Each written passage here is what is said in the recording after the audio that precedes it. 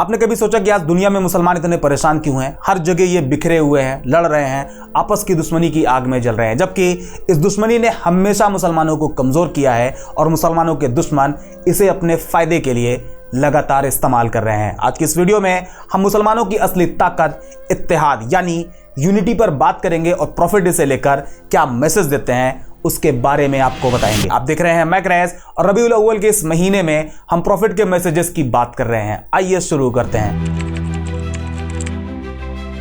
Profit कहते हैं मोमिनों की मिसाल उनकी आपस में मोहब्बत, रहमदिली और हमदर्दी में एक जिस्म की तरह है। जब जिस्म का कोई हिस्सा दर्द महसूस करता है तो पूरा जिस्म बेचैनी और बुखार में मुब्तला हो जाता है। एक और जगह आप कहते हैं आपस में बुग़्ज़ और नफरत ना रखो और ना ही एक दूसरे से मुंह फेरो, अल्लाह के बंदे भाई भाई बन के रहो। प्रॉफिट के ये वो मैसेजेस हैं जो मुसलमानों को यूनाइट करने के लिए उन्हें बताए गए हैं। मुसलमान एक बड़ी दरिया की तरह था जिसमें अगर एक कतरा भी गिरता था तो पूरा दरिया उस कतरे का असर महसूस करती थी, लेकिन आज वो दरिया बिखर गई और छोटी छोटी नदियों में बट गई और हर नदी अपने अलग रास्ते पर बहने लगी। अब जहां जिसका दिल चाहता है बैरियर लगाकर उसे रोक लेता है, जहां चाहता है उसका इस्तेमाल करता है, जबकि दरिया अगर एक होती, नदियों में ना बढ़ती तो कोई भी बैरियर उसे रोक नहीं सकता था।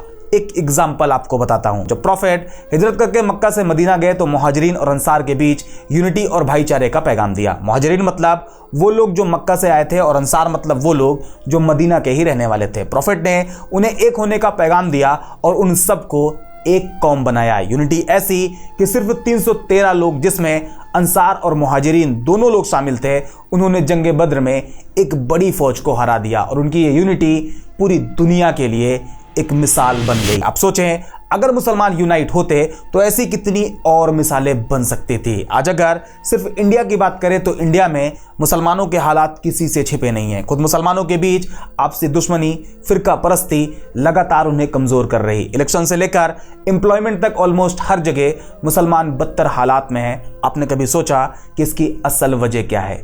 सिर्फ एक है, तफरकेबाजी, इत्तेहाद ना होना, यूनिटी से काफ़ी दूर निकल जाना। मुसलमानों के फिरकों में बंटने का नतीजा है ये, और हालात आज ये हैं कि मुसलमान खुद अपने हक की आवाज़ उठाने में भी नाकाम हो चुका है। जरा आप सोचें अगर दुनिया की दूसरी सबसे बड़ी पॉपुलेशन आपस में यूं ही लड़ती रही तो क्या वो अपने गोल अचीव कर सकती है? कभी भी नहीं। जब तक मुसलमान यूनाइट नहीं होंगे अपने दुश्मनों के लिए यूं ही आसान शिकार बने रहेंगे। 2011 सेंसस के अकॉर्डिंग इंडिया में करीब 14.2% मुस्लिम पॉपुलेशन रहती है, लेकिन इसके बावजूद मुसलमानों की आवाज़, मुसलमानों का पार्टिसिपेशन, मुसलमानों का असर ना के बराबर है। क्यों?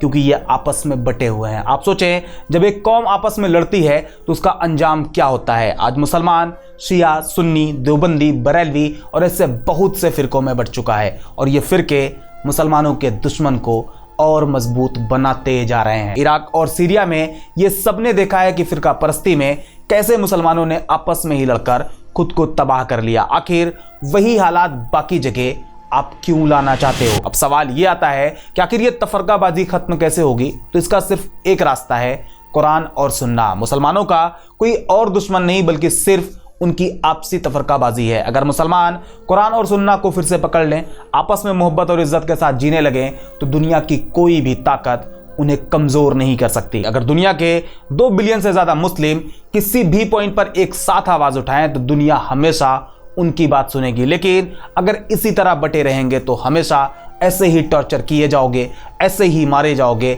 और ऐसे ही ज़िंदगी तुम्हारी किस्मत बन जाएगी। दुनिया की सक्सेसफुल माइनॉरिटी जैसे कि यहूदी, इन्होंने अपनी यूनिटी, अपने इत्तेहाद के दम पर अपनी पोजीशन मजबूत करी है। अगर मुसलमान भी यूनिटी बना लेते हैं तो वो भी मजबूत हो सकते हैं। अब टाइम आ गया है कि आप अपने दिल और दिमाग खोल कर देखें। आपसी दुश्मनी में सिर्फ आपका नुकसान है।